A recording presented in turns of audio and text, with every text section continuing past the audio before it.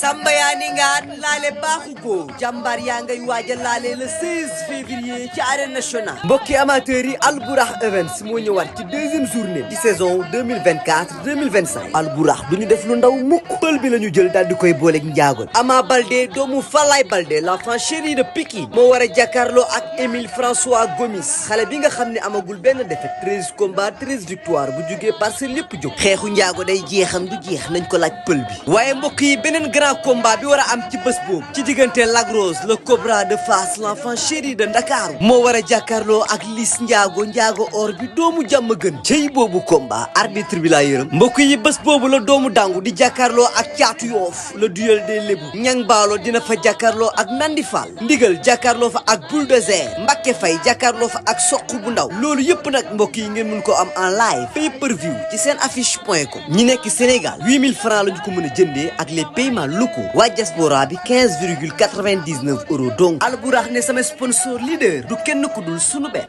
port autonome de Dakar jus Noël mi xew ci jamono Sénico La Lonase Patisen Sips Cracks chocolat Dilia thé Flécha dibiteri Uba huile J'adore les bouillons Adja entrée supporter 6000 francs amateur 15000 francs loge 25000 francs annexe loge 75000 francs cey Baye Ndiaye war na fas wi te dootu ko wàcc ba mukk jaarama Albourakh ordinateur a ngi noonu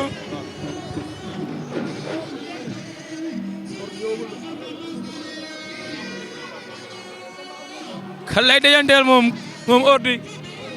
waaye gars yi nee na dañoo rax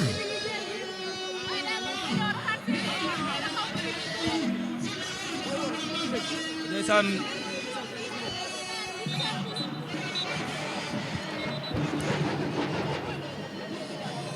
nee naa la am na mbër yoo xam ne xamuñu leen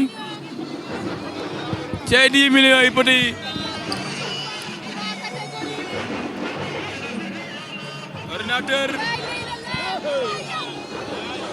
ordinateur lan mooy xew foofu ordinateur yéen na ko ba ci kaw doon na ko ci suuf la ilaha illallah ordinateur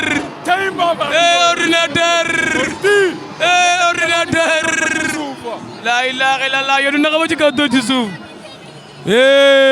ordinateur jël ko yéen na ko ba ci kaw la def doon ci suuf moom ordinateur foofu nekk deuxième sortem l'homme le plus suivi de la lutte simple ordinateur a ngi noonu